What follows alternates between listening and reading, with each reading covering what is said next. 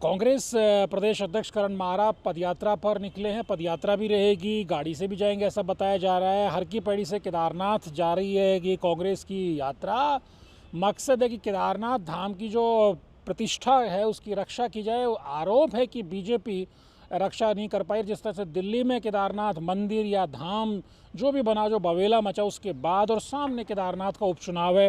राजीव नयन बहुगुणा जी मेरे साथ आप स्क्रीन पर देख सकते हो, आपको दिखाई दे रहे होंगे। वरिष्ठ पत्रकार हैं, गांधीयन हैं विचार से, और जो गांधी जी ने जो पदयात्राएं की थी उसके बाद विनोबा भावे से लेकर के तत्कालिक जो कुछ समय पहले जो राहुल गांधी की भारत जोड़ो पदयात्रा थी, उन सबको देखा समझा, उनसे समझने की कोशिश करते हैं क्या वाकई कांग्रेस को पदयात्राओं की बहुत ज़रूरत है।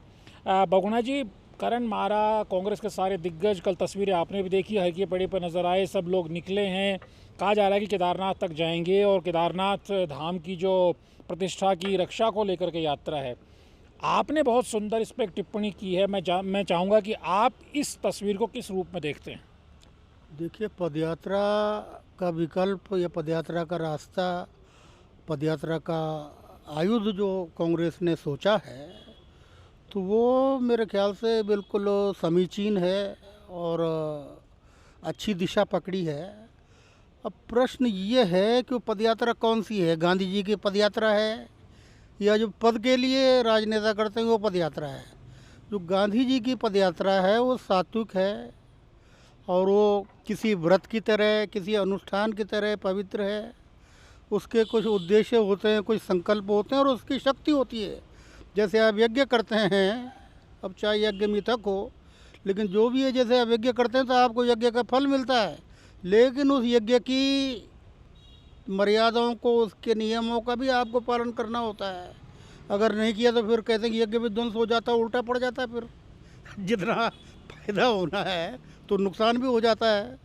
तो इसी तरह से जो गांधी जी की पदयात्राएं होती थी, जो कहना चाहिए कि जो कांग्रेस है उसको, उसके आदि पुरुष थे महात्मा गांधी, तो उस तरह की पदयात्राएं अगर करते हैं तो वही फलीभूत है। नहीं तो वही तो सारा, जैसे कांवड़िए चल रहे हैं तो आप भी चल रहे हैं उसी तरह से, इस रूप में मैं देखता हूँ। अब गांधी जी की जो पदयात्रा थी तो उसमें आपको मन, वचन और कर्म से समर्पित होना चाहिए, संकल्पबद्ध होना चाहिए, डिटर्मिनेशन आप पे होना चाहिए। तब उसमें ये है कि आपको पीछे बैग में रख के अपने कपड़े भी ले चलने जो आप पहनेंगे, चना चबेना भी साथ में रखना है। साथ में आपने पानी की बोतल नहीं रखनी बिस्लेरी की जहाँ झरने रास्ते में दुनिया भर के हैं वहाँ पानी पीना है। और आपको शहर में नहीं रुकना है, गाँव में रुकना है। अब पदयात्रा का उद्देश्य ही गाँवों से जुड़ना है, क्योंकि गाड़ी से तो आप शहरों में जाते ही हैं, लेकिन जिन गाँवों में सड़क नहीं है या जिन गाँवों में आवागमन के साधन नहीं है, लोग कम जाते हैं, आपने वहाँ अप्रोच करना है। ये पदयात्रा का उद्देश्य है। लेकिन राजनीति में अब ऐसी पदयात्राएं कहाँ होती हैं। वो जो तस्वीरों में तो दिखाई दे रहा है कि सब लोग चल रहे हैं, उनके पास जिस तरह आप कह रहे हैं बिछौना, चना चबेना तो नहीं है, वो तो होटल्स में रुका जाता है, रिजॉर्ट्स में रुका जाता है। लेकिन फिर भी क्या आपको लगता है कि उत्तराखंड में जिस तरह से कांग्रेस 2014 से लगातार हारती आई है, 14 का लोकसभा चुनाव, 19 का लोकसभा चुनाव, 24 का लोकसभा चुनाव, 17 का विधानसभा चुनाव, 22 का विधानसभा चुनाव, 5 चुनाव हारे, 3 लोकसभा के, 2 विधानसभा के, अब जाकर बद्रीनाथ और मंगलौर का उपचुनाव कांग्रेस ने जीता है। क्या आपको लगता है कांग्रेस के लिए सही समय कि अब भी उन नेताओं को गुटबाजी, खेमेबाजी छोड़नी चाहिए, और जिस तरह राहुल गांधी ने जो 2024 के लोकसभा चुनाव में जो फाइटिंग स्पिरिट दिखाई है प्रधानमंत्री नरेंद्र मोदी के खिलाफ, यहाँ से उत्तराखंड के गुटबाज नेताओं को भी एकजुट होना चाहिए। और ये अवसर है जब अयोध्या में बीजेपी हार जाती है फैजाबाद की सीट, फिर बद्रीनाथ उपचुनाव हार जाती है, अब केदारनाथ सामने है। राहुल गांधी ने जो स्पिरिट दिखाई, वही स्पिरिट अगर सब नहीं तो ज़्यादातर कांग्रेसों ने दिखाई होती तो आज परिवेश कुछ और होता, परिस्थिति कुछ और होती। और उत्तराखंड में तो बात कतई भी नहीं है।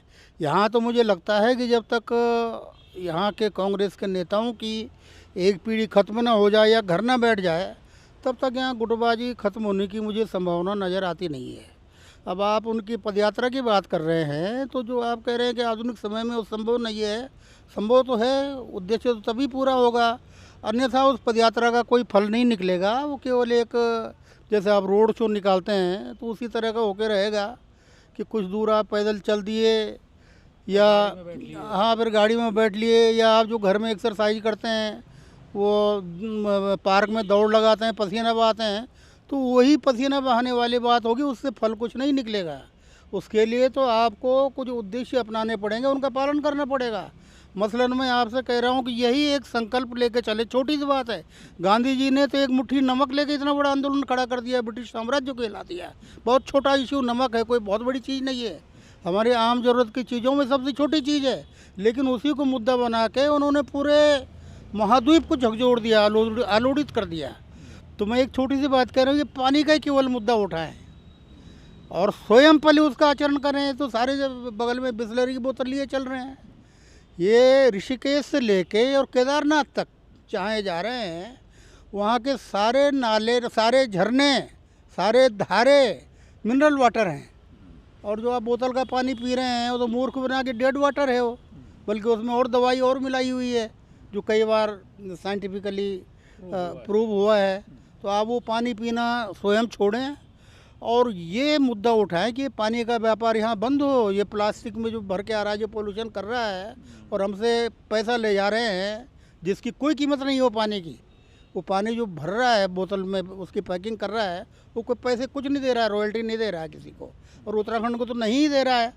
जहाँ इतनी पवित्र नदियाँ और इतने सुंदर झरने बह रहे हैं, वहाँ आप ये पानी की बोतलें बिकवा रहे हैं ठेठ नीति और माणा तक। तो केवल इसी मुद्दे को उठाएं कि प्लास्टिक की बोतल में जो पानी बिक रहा है वो हम नहीं बिकने देंगे, नहीं बिकेगा। तो यही एक बहुत बड़ी बात होकर रह जाएगी। बद्रीनाथ में बिल्कुल आपने सही कहा, बद्रीनाथ में जिस अंदाज में बीजेपी को कांग्रेस ने हराया है, ये क्या इंडिकेट करता है? सामने केदारनाथ को उपचुनाव है, केदारनाथ जा भी रहे, हालांकि भले करण मारा कह रहे हो कि राजनीतिक नहीं है, लेकिन साफ तौर पर सामने जब उपचुनाव और सीट वेकेंट हो गई है, क्या आपको लगता है बद्रीनाथ में बीजेपी का हार जाना, जहाँ इतना सारा काम प्रधानमंत्री बद्रीनाथ धाम में करा रहे हैं, केदारनाथ धाम में भी काम हो रहा है, केदारनाथ का उपचुनाव सामने है?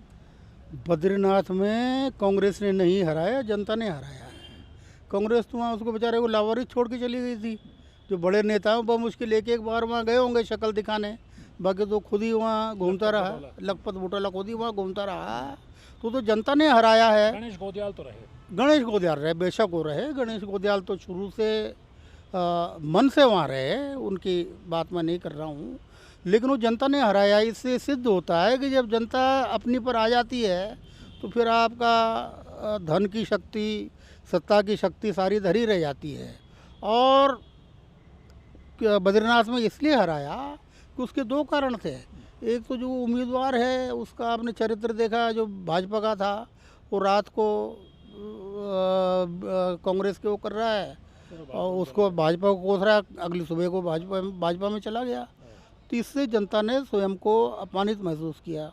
दूसरा मुझे लगता है कि जनता में ये भी कहीं ना कहीं है, वहाँ के मतदाताओं में ख़ास तौर से, कि एक तरफा जो उसको भाजपा को उत्तराखंड से लोकसभा के चुनाव में हमने 5 सीटें दी हैं, तो कहीं ना कहीं यहाँ के लिए भी ठीक नहीं है, कोई चुनौती उसको नहीं है। तो एक मुद्दा ये रहा होगा।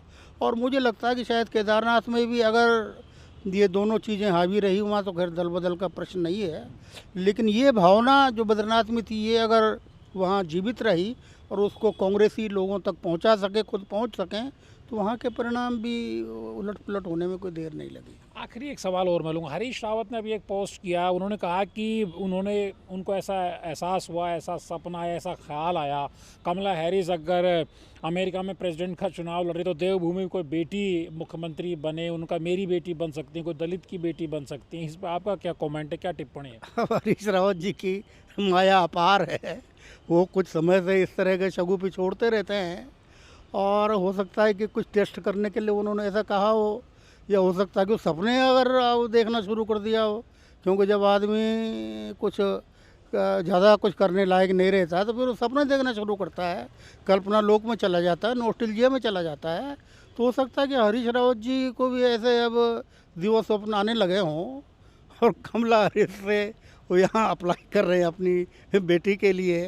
तो ये तो उनका व्यक्तिगत तो है, और उनको इतने सीनियर नेता को ऐसी हास्यास्पद बातें नहीं करनी चाहिए, ऐसे सपने नहीं देखने चाहिए, और अगर देख लिया तो सपने को छुपाना चाहिए, बाहर नहीं बताना चाहिए।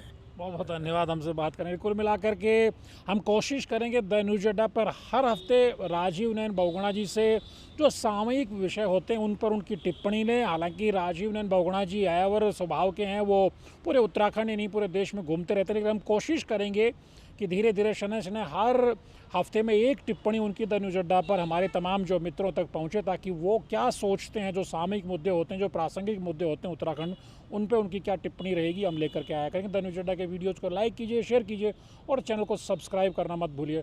नमस्कार।